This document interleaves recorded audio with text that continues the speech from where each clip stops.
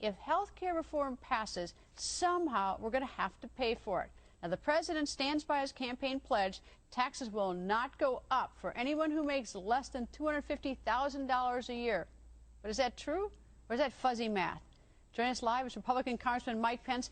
Congressman, before we get to the whole business about health care and whether taxes are going up, the big news today, Chicago lost the 2016 Olympics bid to Rio.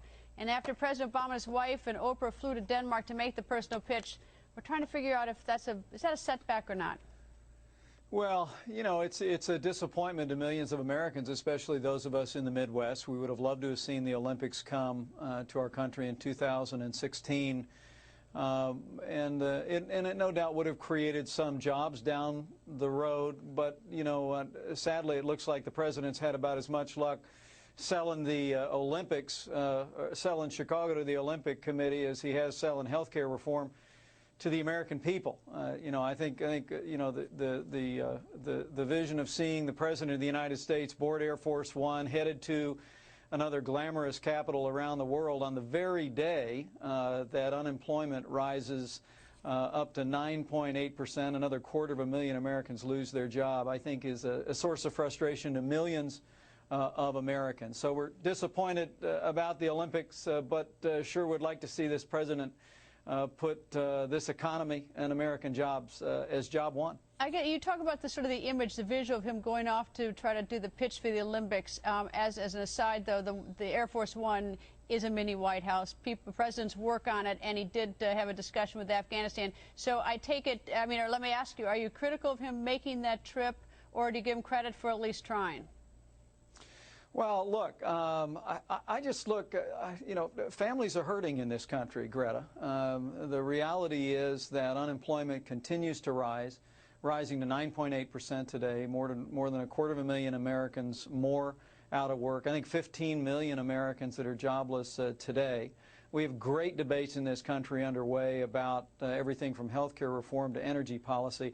I just can't help but feel like this one could have been handled by the First Lady just as effectively, could have been handled by other representatives of the United States. These are challenging times for our nation, and I think the American people would have rather seen this president rolling his sleeves up on a day of such heartbreaking news for working families and been here and figuring out how we can get this economy moving again. All right, well, let me bring you the other question. Taxes for people who make less than $250,000, will they go up with the health care reform bills that are currently proposed? Well, it's hard to see otherwise. I mean, the House bill, for instance, includes some $800 billion in new taxes. $500 billion of that represents a surcharge on upper-income Americans, but the remainder of those taxes are taxes on small business owners, fees and fines, you know, and that's obviously going to be passed along to working families. As we follow the debate in the Senate as well, you're starting to hear that the way they're going to get to the president's pledge that health care reform is not going to add, I think his phrase was, one dime to the deficit, is now to begin to tax all kinds of various procedures that Americans have grown accustomed to being able to receive without the sticky hand of the federal government being involved. Look, we ought to do health care reform in this country. We ought to do something to lower the cost of health insurance. But we don't need a massive new bureaucracy, because if you have this massive new bureaucracy in control, you're going to have taxes on working families and small businesses. We have 30 seconds left, Congressman, but I'm curious, the use of the word surcharge, is that just code for tax? I mean, there's certain different ways we can, you know, package it and call these things, but basically, are the American people under $250,000 a year, will they have to pay more no matter what we call it?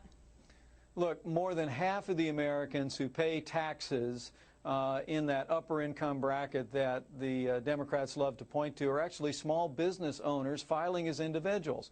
Small business is the engine of this economy, and if we're going to start to turn this economy around and start and put days like today in the past and start to see unemployment decline and jobs actually created, the last thing we want to do is raise taxes on small business owners in this country.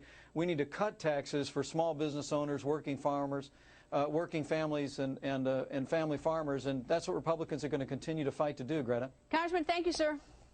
Thank you. AARP is losing members and losing fast. As many as 60,000 people have quit AARP